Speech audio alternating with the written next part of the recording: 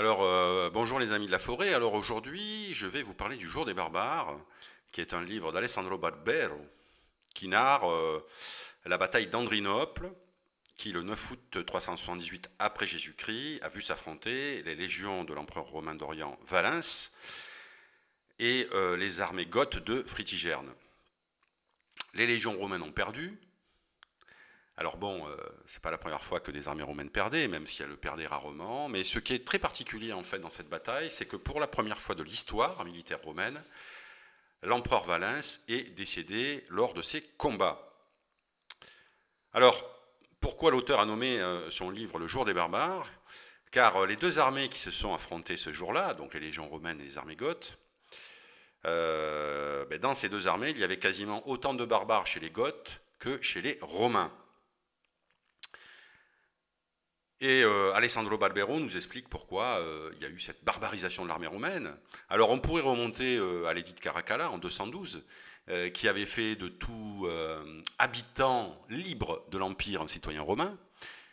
Il faut savoir que avant cet édit, lorsque des hommes libres, des pérégrins s'engageaient dans l'armée romaine, outre le fait, il y avait un service qui était assez long, entre 20 et 24 ans, outre le fait qu'ils avaient un solde fixe, que parfois ils partageaient des butins, parce que les armées romaines gagnaient souvent leurs batailles. Lorsqu'ils avaient fini leur service, ils partaient avec un petit magot.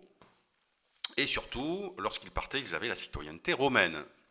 Or, lorsque Caracalla, en 212 après Jésus-Christ, édicta que tout homme libre habitant l'Empire devenait de facto citoyen romain, évidemment, cela a asséché un petit peu le recrutement des armées, des légions.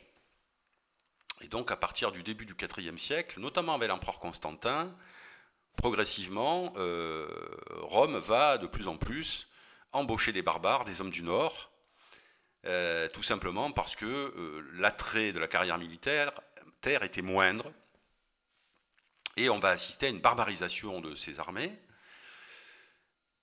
et à une barbarisation aussi des états-majors de ces armées. Puisque en fait souvent les grands commandants des armées romaines à la fin du IVe et au début du Ve siècle étaient souvent des soldats, des hommes, des généraux d'origine barbare. Je pense à Stilicon, à Ricimère ou à Aetius qui avait arrêté les Huns au champ catalonique au Ve siècle.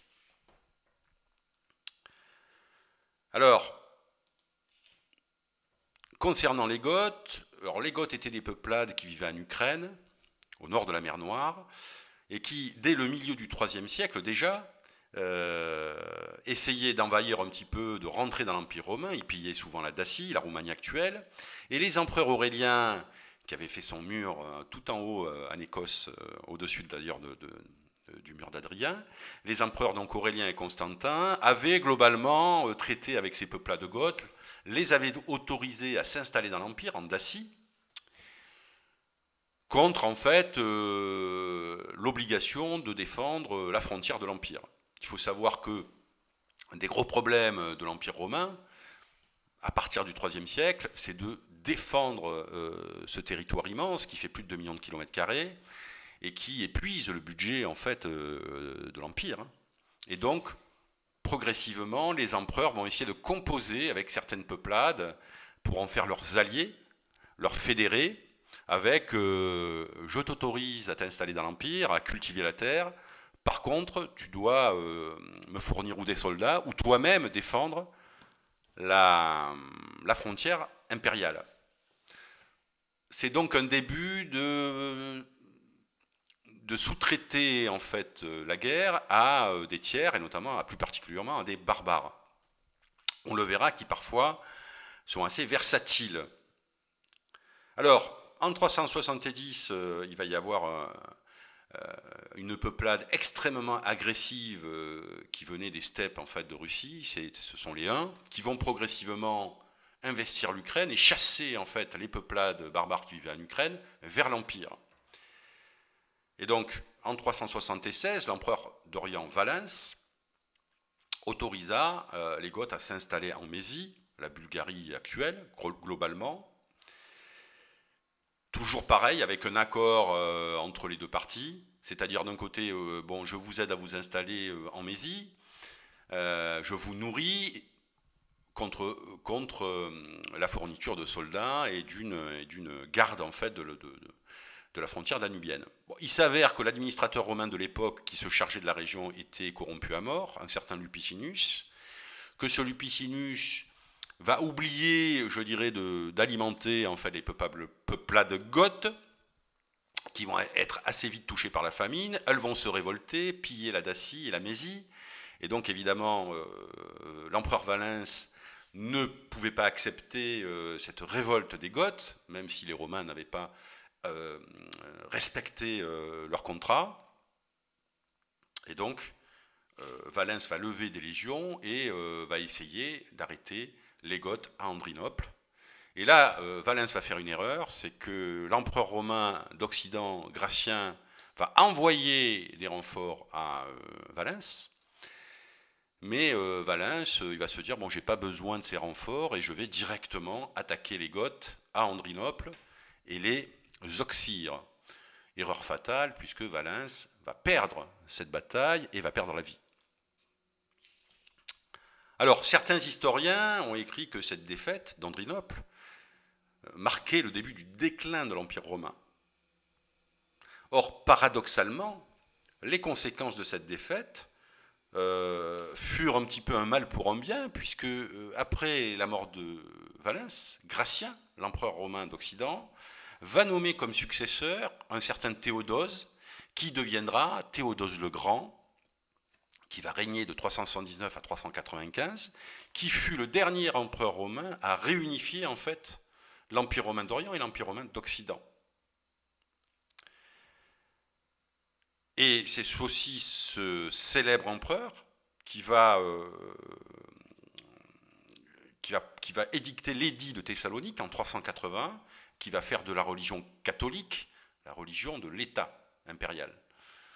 Donc c'est Théodose en 380 qui fit de la religion catholique une religion d'État.